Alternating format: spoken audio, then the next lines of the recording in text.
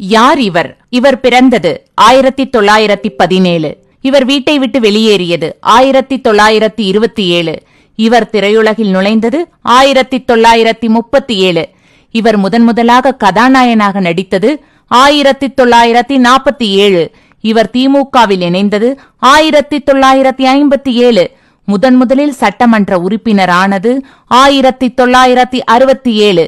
இவர் முதன்முறை முதலமைச்சரானது 1977. இவர் நம்மை விட்டு பிரிந்தது 1987. நாம் அனைவருக்கும் தெரியும் உலக அதிசயங்கள் 7.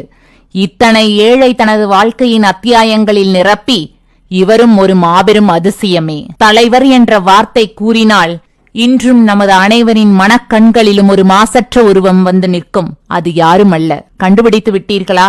அவர்தான் புரட்சித் தலைவர் எம்.ஜி. ராமச்சந்திரன் அவர்.